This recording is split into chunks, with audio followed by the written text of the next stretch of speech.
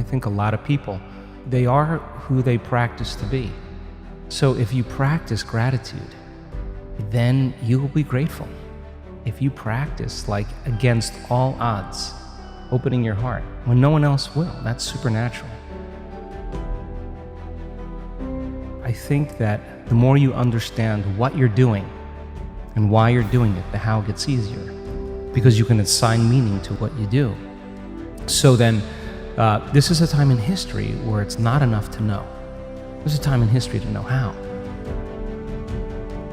Because information is so readily available, you can gain information. You don't need an authority. You don't need a priest. You don't need a teacher. You don't need a governor.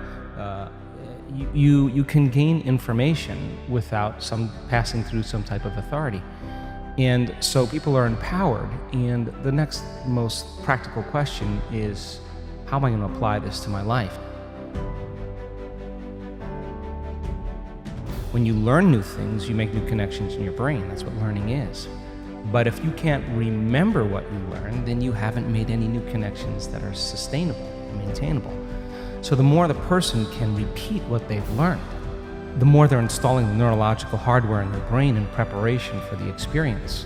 So now they're priming their brain for the act, right? And when the experience happens, experience then enriches the circuitry in your brain. That's what experience does. So now you're laying down even more neurological tracks, but the payoff is the chemical called the emotion.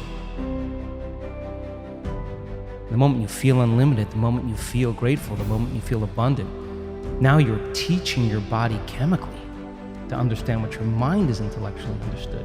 So knowledge is for the mind and experience is for the body. And now we're embodying the truth of that philosophy. We're literally signaling new genes in new ways and changing our future, changing our genetic future. And if you've done it once, then you're an athlete, you'll be able to do it over and over again. And if you keep repeating it, you neurochemically condition your mind and body to begin to work as one. And the redundancy of the act over and over again conditions the body to know how to do it better than the mind. Now it's innate in you, it's second nature, it's easy, it's familiar, it's who you are. And so I think we start as philosophers, we initiate, and we become initiates, and then we master it. Knowledge, experience, wisdom, mind, body, soul. Learning it with your head, applying it with your hands, knowing it by heart, thinking to doing to being. If you think about something like appreciation or thankfulness or gratitude, when you are receiving something, when something is happening to you in the moment, or something just happened to you that you enjoy, or you're surprised about, or is pleasing to you, you feel this emotion of gratitude. So gratitude becomes the signature, the emotional signature that it's already happened. Gratitude is the ultimate state of receiving. So now when the person combines a clear intention of their future, and they open their heart and they feel the emotion of that future, their body is objective. It's the unconscious mind. It doesn't know the difference between the actual experience in their life that's creating the emotion and the emotion that they're fabricating by thought alone. In that moment, their body is believing it's in that future, in the present moment. And the stronger the emotion they feel, the more altered they feel inside of them, the more they pay attention to the picture in their mind. And we could say then that they're beginning to remember their future. If you keep practicing opening your heart and you keep combining it with a clear intention, then the thought and the feeling changes your state of being, which means then if you keep doing that over time, you'll feel like your future has already happened. Now, what's the significance of that? If you feel like your future has already happened, you stop looking for it. You're no longer waiting and wondering when it's going to happen or how it's going to happen. You feel like it's already happened. The antithesis is also true. The stronger the emotion you feel for some betrayal, some shock, some trauma, the more altered you feel inside of you, the more you narrow your focus on the outer environment, and the brain takes a snapshot, and that's called a memory. People reaffirm their identity this way. They wake up in the morning and they say, let me think about my problems. And those problems are memories of past experiences that are etched in their brain. So they think about the person, the place, the object, the experience.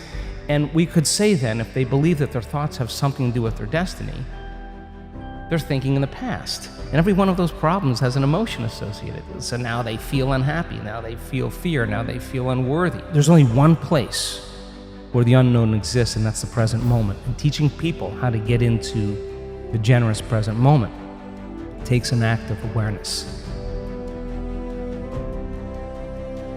When you begin to create from the field instead of from matter, the only way you can do that is you have to learn how to take all of your attention off your body and become a nobody. Take all of your attention off all the people in your life that you give so much of your attention and energy to because you have an emotion associated with them. And get beyond all the people in your life and go from a someone to a no one.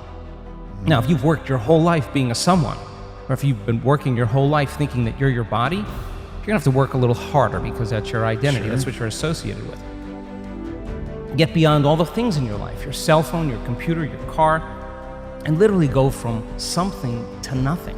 You gotta stop thinking about the predictable future and the familiar past and go right into the present moment and go from some time to no time. And if you do that properly, you become pure consciousness.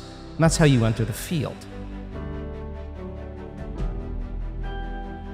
Once you are pure consciousness, you're taking all of your attention off this three-dimensional reality. Now, where you place your attention is where you place your energy. So if you've taken all of your attention off of everything material, there's only one place you're going to wind up, and that is the material realm called the quantum field, an invisible field of energy that unifies and connects everything material.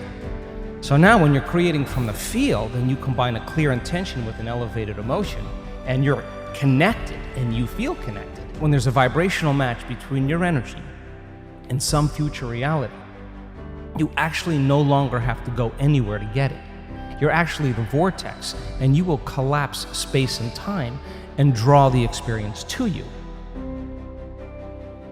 The person who's combining the clear intention with an elevated emotion and not relying on some external or exogenous substance, they're doing it by thought alone, changing their state of being, I guarantee you it's going to begin to become a habit. And they're going to know when they're there and when they're not. And the word meditation means to become familiar with. So then the more you become familiar with how you feel in changing that state of being, the easier it will be for you to do it with your eyes open as well as your eyes closed. And if you go back to the old state of being, there's a good probability that your pain or your condition will come back. So there's this kind of waltz that goes on when people are learning how to heal and change. They take a few steps forward and then a few steps back, and then 3 steps forward and only 1 step back. And they got to practice self-regulating. They got to practice what they're paying attention to, what they're unconscious of. And if you stay with it for a long enough period of time, all of a sudden now the person reaches a point, we've measured what happens, where their chemistry changes so dramatically that they're literally in love with life. Imagine what happens when oxytocin is released in the quantities that we see. Oxytocin signals nitric oxide. Nitric oxide signals a chemical called endothelial-derived relaxing factor. And that's a big word or set of words. It just means a chemical that signals the arteries in your heart to literally expand. And when they expand, you're getting more blood flow in there. And just like when your sexual organs are aroused and there's blood flow in there, now with the same intensity, you're going to feel it right in your heart, and it's going to be way bigger. And now the person's heart is wide open. So here's the question. The person feels those emotions. Do you think they're going to want to judge somebody else in that moment? You think they're going to want to hold a grudge? They're not going to try to forgive. They're going to feel so amazing. They're not going to want to lose this feeling, and they're just going to say, I forgive you. I'm not going to give this feeling up because of you. Now that's the side effect of true transformation. The side effect is a greater level of consciousness. The side effect is a greater skill set in life. And I think that when you start getting good at this, then all the things you thought you wanted, you no longer want, because when you're creating more brain and heart coherence, you feel more whole. And the more whole you feel, the less you live in lack. So how could you want many things if you feel whole? It feels like you already have them. And that's actually when you start to see those wonderful miracles, those synchronicities, those serendipities, those coincidences happening in person. Those are experiences coming to them. That's the field dropping breadcrumbs saying, keep going, keep going. And there's a synchronization between that person's energy and their future, and the side effect of that are signs. And that's when it gets to be exciting, because every sign does what? It creates an enthusiasm, an excitement. You're kind of going, hey, there's another sign, I'm going to go do it again. So now you're not going, oh, I have to meditate today. Oh, jeez, I got to create my life. You're looking forward You're to like, oh my God, I don't want the magic to stop happening. I'm going to get into it. And every synchronicity creates that elevated emotion, and you use that energy for the next creation, and people climb out of their lives, climb out of their pasts. Some days are easier than others, but I'm not going to give up. I'm just not. I mean, if I'm going to carve out some time, then I'm all in. I'm going to shut my cell phone off. I'm going to disconnect from it. It's all going to be there when I get back. What I'm going to do is I'm going to make my inner world more real than my outer world. And step by step, I mean, you can't get impatient doing this. You can't get frustrated doing this. You can't get resentful doing this. You can't force it or control it doing it. I've seen what happens in the brain. You're going to make your brain worse. So sooner or later, you start figuring out that isn't it. And all of a sudden, you start following the instructions. And you start going, wow, that was really easy. What was I doing up to this point? Everything but the formula. You were doing everything else but the formula, doing it your way, analytical mind telling you to quit, it's too hard, you'll never get it. Yeah, those are the exact things that are standing in the way between you and your future. And every time you become conscious that you do that and you settle back down, that's a victory. Every time your body wants to get up and check an email or check the cell phone or get up and get a cup of coffee and you settle it down, you're telling the body it's no longer the mind, that you're the mind. Every time it wants to go back to the past and romance some trauma just to reaffirm some emotional state, and you become conscious of that and you say, where I place my attention is where I place my energy, and I'm siphoning energy out of the present moment into the past, and you become conscious of it and return back to the present moment, that's a victory.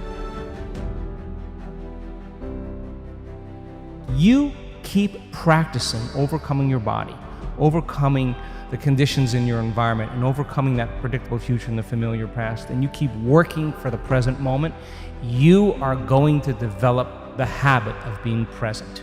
And if where you place your attention is where you place your energy, and you're in the present moment, you got a lot of energy to use. You got a lot of energy to execute. You got a lot of energy to design a destiny with. We are wired to be creators. We already know how to do it. You just made up your mind that it was more important than anything else. And you have that vision, you have that possibility, and the moment you feel that emotion, you're connected to your future, and no person, no thing, no experience will stand in the way between you and that future. And it's feeling connected to your future, feeling the inspiration, the joy, feeling the exuberance, the love for your future every day. What thoughts do I want to fire and wire in my brain? That's a good question. What behaviors do I want to demonstrate in one day? The act of closing your eyes and you begin to rehearse in your mind, mentally rehearse what you're about to do.